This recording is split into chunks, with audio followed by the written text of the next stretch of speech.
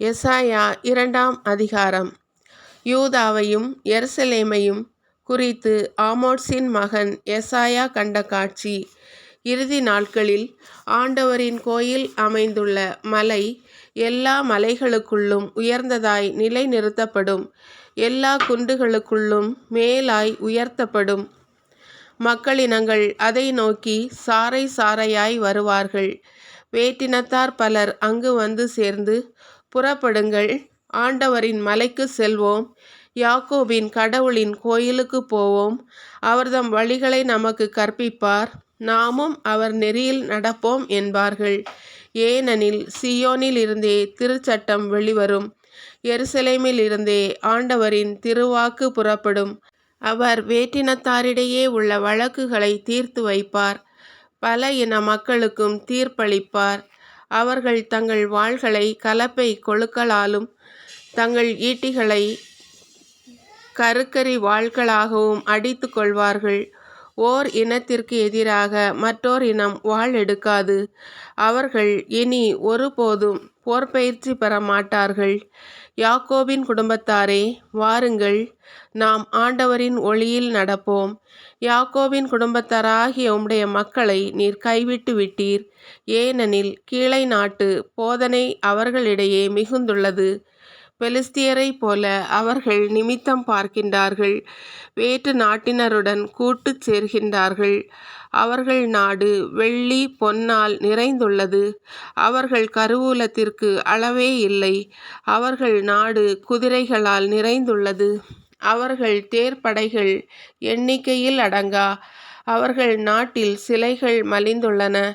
தங்கள் கை வேலைப்பாட்டினால் செய்தவற்றை வணங்குகின்றனர். தங்கள் விரல்கள் உருவாக்கியவற்றின் முன் பணிகின்றனர். இவற்றால் மானிடர் தாழ்நிலை அடைவர், மக்கள் சிறுமை அடைவார்கள். ஆண்டவரே, அவர்களுக்கு மன்னிப்பு அருளாதீர். கற்பாறைக்குள் நுழைந்து கொள்ளுங்கள், மண்ணில் பதுங்கி மறைந்து கொள்ளுங்கள். ஆண்டவரின் அச்சம் தரும் திருமுன்னின்றும் அவரது உயர் மாட்சியினின்றும் அகலுங்கள்.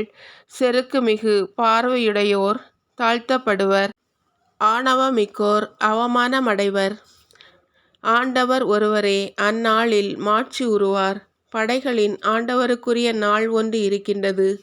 அன்று இருமாப்பும் செருக்கும் உடைய அனைவரும் தாழ்வுறுவர். உயர்த்தப்பட்டவை, உயர்ந்து நிற்பவை அனைத்தும் நலிவடையும்.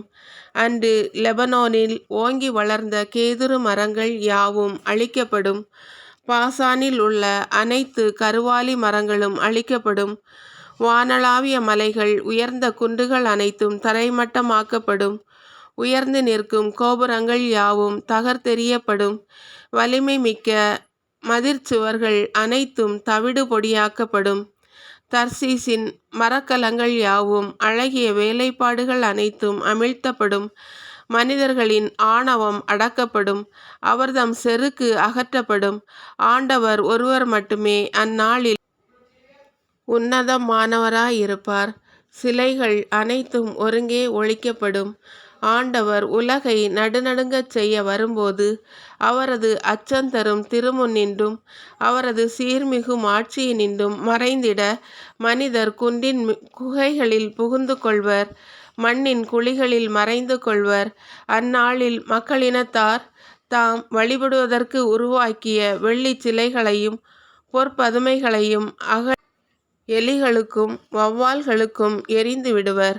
ஆண்டவர் உலகை நடுநடுங்கச் செய்ய வரும்போது அவரது அச்சம் தரும் திருமுன்னின்றும் அவரது சீர்மிகு மாட்சியினின்றும் மறைந்திட அவர்கள் பாறைகளின் வெடிப்புகளில் பதுங்கிக் கொள்வர், குன்றுகளின் பிளவுகளில் ஒளிந்து கொள்வர். நிலையற்ற மனிதர் மேல் நம்பிக்கை வைக்காதீர். அவர்களின் உயிர் நிலையற்றது. ஒரு பொருட்டாக கருதப்படுவதற்கு அவர்களின் தகுதி என்ன?